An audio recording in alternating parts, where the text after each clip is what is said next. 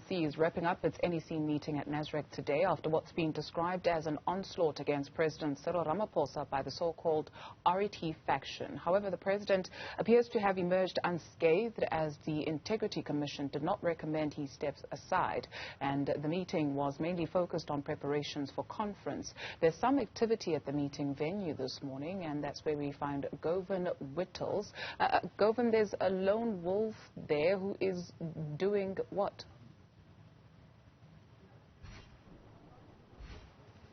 Well, it's Mr. Carl Niehaus. He's a known critic of President Cyril Ramaphosa. He's one of the leading members of the RET faction of the ANC. He used to be the spokesperson of MKMVA. MKMVA is disbanded. They've got a Veterans League task team now. And here at the meeting venue at Nasrec, where the conference will also happen, Mr. Niehaus is cutting a lonely figure today. Last night he put out a notice to the RET forces of the country, so to speak, indicating he would stage this picket this morning, saying that he's happy to do it alone, but he did expect some support if they were willing to support him.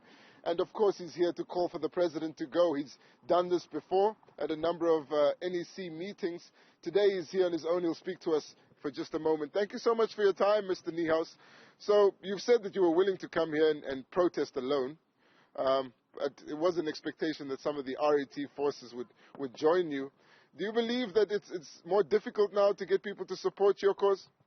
No, I don't think that it is because it is difficult. It was very late yesterday afternoon that I said that I will come here and protest. And in fact, I made it clear that I intend to stage a one-person picket.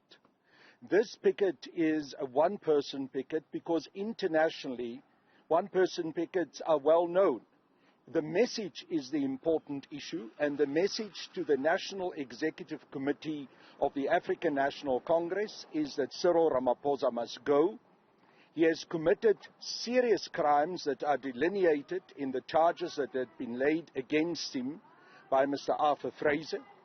I have no doubt that he has a prima facie case to answer on, and I believe that that will also be the finding of the independent panel. In fact, the independent panel will not be able to make any different findings. So under those circumstances, one would expect the National Executive Committee of the African National Congress to understand the seriousness of the situation and to tell Ramaphosa to stand down. Mr. Niehaus, your name's also on a few lists that are emerging for people who should be nominated for the NEC. Do you know if you've managed to secure any nominations from ANC branches, if your name is being raised towards the NEC, and do you think you'll meet the threshold? Yes, I have managed to secure nominations from ANC branches throughout the country. And I believe that those nominations are an expression of support for radical economic transformation, which is the official economic policy program of the ANC. And I also believe it is support for my call that Ramaphosa must go. So how many nominations have you received so far? I don't know, and I don't think any of the people who have been nominated know at this stage. As you know, the boxes will be opened within the next week. Then we will know how many nominations have been given to each person who has been nominated.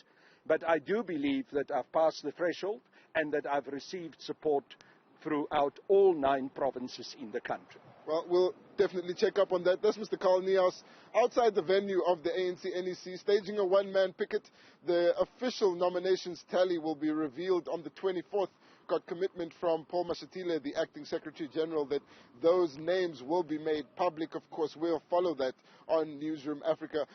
But for now, we'll head back inside. We're hoping to speak to a few more NEC members just ahead of the president giving that closing address tonight, which is much anticipated, where he is expected to address some of the more controversial issues more directly, but also give a clearer or a clearer explanation on the state of readiness for the ANC to go to conference. So for now, it's back to you. Govan Whittles, thank you very much for that update.